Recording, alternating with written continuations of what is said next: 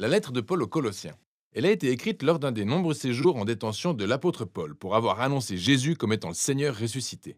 Et cette lettre était adressée à un groupe de personnes que Paul n'avait jamais rencontrées et qui ont développé une communauté chrétienne non fondée par Paul. En fait, cette église a été fondée à Colosse par Épaphras, un compagnon de Paul, qui était justement originaire de cette ville. Épaphras avait récemment rendu visite à Paul en prison et lui avait rapporté que les Colossiens se portaient bien, de manière générale. Mais il avait également mentionné certaines pressions culturelles susceptibles de les détourner de Jésus. Paul a donc écrit cette lettre pour encourager les Colossiens à affronter les problèmes mentionnés par Épaphras et pour les amener à faire preuve d'une plus grande dévotion envers Jésus. La conception de la lettre et la présentation des idées sont faciles à suivre. La phase d'ouverture est consacrée à Jésus, le Messie glorifié. Et Paul poursuit en démontrant de quelle manière sa souffrance en prison contribue à glorifier Jésus. Il aborde ensuite les fortes pressions susceptibles de détourner les Colossiens de Jésus. Après quoi, il détaille le nouveau mode de vie qui leur est maintenant accessible par la résurrection de Jésus. La lettre s'ouvre sur deux prières. Paul rend tout d'abord grâce à Dieu pour la fidélité des Colossiens qui, selon les nouvelles données par Épaphras, demeurent entièrement acquises à Jésus, notamment par leur démonstration d'amour envers Dieu et leur prochain, un amour basé sur leur espoir en la nouvelle création promise par Jésus. Il poursuit donc en priant pour qu'ils croissent en sagesse et dans leur connaissance de la personne de Jésus. Et Paul a même intégré un poème à cette partie pour aider autant les Colossiens que nous à croître conformément à sa prière. C'est la pièce maîtresse du chapitre 1, un poème à la gloire du Messie crucifié et élevé. Il comporte deux strophes parallèles qui sont remplies de termes et d'imageries faisant des rappels aux livres de la Genèse et d'Exode, ainsi que des psaumes et des proverbes. Et la première strophe démontre ce qui fait de Jésus la véritable image de Dieu. C'est en lui que demeure toute la plénitude de la nature et du dessein de Dieu. Il est le premier-né de toute la création, selon une formule de l'Ancien Testament affirmant le statut royal de Jésus sur toute la création. Son identité à part entière est celle de l'unique et véritable Dieu créateur. C'est par lui que les puissances, les autorités, ce qui est visible et ce qui est invisible, que toutes choses ont été créées. C'est en Jésus que nous découvrons le véritable auteur et roi de la création. Puis, dans la seconde strophe, nous découvrons que c'est encore lui qui initie la lignée d'une nouvelle création. Il est la tête d'un nouveau corps représentant son peuple qui constitue la nouvelle humanité, dont sa propre existence, après la résurrection, en est la primeur. En lui demeure la glorieuse présence de Dieu anciennement dans le temple. C'est donc à travers la mort et la résurrection de Jésus que Dieu a voulu tout réconcilier avec lui, l'humanité, ce qui est sur terre et ce qui est au ciel, tout l'univers. C'est un poème remarquable que Paul va continuer à mentionner à mesure qu'il poursuivra sa lettre. Il commence par montrer comment la vérité de ce poème transforme sa propre expérience de souffrance alors qu'il est encore en prison car il a été arrêté pour avoir annoncé au monde grec et romain que Jésus est le Seigneur ressuscité et le roi suprême. Et ainsi, sa souffrance n'est selon lui pas une preuve de défaite, mais le moyen de prendre part à la souffrance même de Jésus. C'est une marque d'amour. Ces épreuves sont donc en réalité une source de joie. Il est bizarrement emprisonné pour la simple raison que le Messie ressuscité d'Israël est en train de créer une nouvelle famille multiethnique. De plus, tout comme la gloire divine réside en Jésus, Jésus réside en chaque membre et ainsi au sein de toute sa famille internationale. Ou selon ses propres termes, Christ en vous, l'espérance de la gloire. Paul évoque ensuite les pressions culturelles susceptibles de détourner les Colossiens de Jésus. Ils se sont heurtés à un mélange de polythéisme mystique couplé à une pression les contraignant à suivre les lois de la Torah. Le fait est que tous ces nouveaux chrétiens ont grandi en vénérant plusieurs dieux grecs et romains gouvernant différents aspects de leur vie humaine.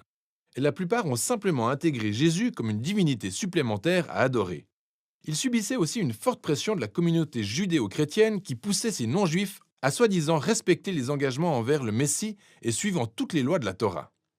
Il mentionne notamment le fait de manger cachère, de respecter les instructions relatives aux jours sacrés et de se faire circoncire. Tout cela ressemble beaucoup au problème qu'il a abordé dans sa lettre aux Galates.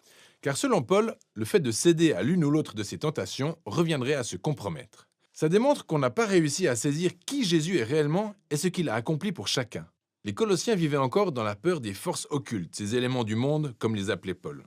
Alors que Jésus a triomphé de toutes ces choses par sa mort et sa résurrection. Il a libéré les Colossiens de toute emprise que ces forces pouvaient avoir sur eux. Et par la même occasion, c'est pour nous que Jésus a accompli une bonne fois pour toutes l'intégralité des lois de la Torah.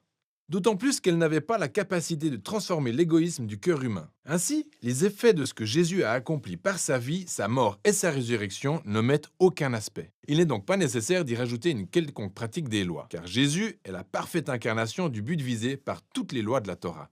Au lieu des lois, les disciples de Jésus bénéficient de la puissance de sa résurrection pour les transformer. Et c'est ce que Paul continue de développer. Le fait de suivre Jésus veut dire qu'on rejoint sa nouvelle humanité car les vies de ses disciples ont dorénavant fusionné avec celles du Jésus ressuscité. C'est la raison pour laquelle Paul demande aux Colossiens de rechercher des réalités d'en haut, là où trône le Christ à la droite de Dieu. Cela dit, l'idée développée par Paul ici ne consiste pas à rêver des cieux et à vous empresser de quitter la terre pour vous y retrouver, mais plutôt que Jésus trône dans les cieux d'où son règne transcende l'univers pour s'appliquer à toute la création. Et c'est à partir de là qu'il reviendra un jour pour transformer toute chose. Ou comme le dit Paul, le jour où le Christ, lui qui est votre vraie vie, se manifestera au monde, alors votre véritable nature sera aussi manifestée à l'univers tout entier et vous partagerez sa gloire. Paul leur demande donc d'adopter dès maintenant les caractéristiques de la nouvelle nature qui manifesteront un jour. Il fait référence aux caractéristiques de l'ancienne humanité, notamment le fait d'avoir une vie sexuelle débridée et de tenir des propos haineux. Pour les chrétiens, cette humanité est morte avec Jésus et a été remplacée de la nouvelle humanité propre à Jésus. Une nouvelle nature caractérisée par la miséricorde et la générosité, et aussi par le pardon et l'amour. Et cette humanité transcende les barrières ethniques et sociales de notre monde, afin de créer, selon les termes de Paul, un peuple où il n'y a ni grec ni juif, ni circoncis ni incirconcis, ni esclave ni homme libre, mais où Christ est tout et en tous. Ensuite, Paul donne aux Colossiens un exemple pratique de l'attitude que cette nouvelle humanité doit adopter dans un foyer romain du 1er siècle, car c'était une institution extrêmement autoritaire où le patriarche avait pouvoir de vie et de mort sur son épouse, ses enfants et ses esclaves. Ça ne doit pas être le cas dans un foyer chrétien. Ici, le Jésus ressuscité est le véritable Seigneur. Ainsi, dans le Seigneur, l'épouse permet à son mari d'assumer l'autorité du couple et le mari se soumet à Jésus en aimant son épouse et en plaçant le bien-être de celle-ci avant le sien. Dans un foyer où Jésus est le Seigneur, les enfants ne sont pas des objets, mais on attend d'eux du respect, tout en les aidant dans leur processus de maturité. Les parents sont censés élever leurs enfants avec patience et compréhension. Les esclaves chrétiens sont censés honorer leur maître humain même s'ils ne sont pas leur autorité suprême, mais le faire par dévotion envers Jésus, qui est le maître véritable. Et les chrétiens ayant des esclaves doivent comprendre que chaque esclave n'est pas leur propriété, mais plutôt un autre membre du corps de Jésus à honorer et à traiter avec amour. C'est clair que là, Paul s'aventure sur une pente glissante. Il redéfinit l'institution romaine la plus fondamentale autour de Jésus, dont le règne est basé sur l'amour par le don de soi. Et même s'il ne casse pas complètement la structure du foyer, les principes du Messie glorifié en nécessitent la transformation. Ce au point où tout Romain vivant à Colosse a du mal à s'y retrouver. On peut le constater plus clairement dans la conclusion de la lettre. Après un appel à la prière, Paul applique ses instructions aux esclaves et aux maîtres chrétiens. Nous découvrons alors que Tychik est le messager transportant cette lettre et qu'il la lie aux Colossiens. Il est accompagné d'un certain Onésime, l'ancien esclave d'un chrétien colossien du nom de Philémon. Nous apprenons, par une autre lettre adressée à Philémon, qu'Onésime s'était évadé de chez son maître. C'était là un crime passible d'emprisonnement. Mais Paul demande à toute l'Église de saluer Onésime comme un fidèle et bien-aimé frère dans le Seigneur. Et dans sa lettre à Philémon, Paul l'encourage à désormais accueillir Onésime comme un frère plutôt qu'un esclave. C'est ce qu'on appelle conclure sur un coup d'éclat. Dans sa lettre aux Colossiens, Paul nous invite à voir qu'aucun aspect de l'existence humaine n'échappe au règne d'amour et de libération du Jésus ressuscité. Notre souffrance, notre tendance à nous compromettre, notre moralité, les rapports de pouvoir dans notre foyer sont autant d'éléments qui doivent être revus et transformés. En définitive, nous sommes appelés à vivre notre quotidien comme si la nouvelle création avait commencé avec la résurrection de Jésus d'entre les morts.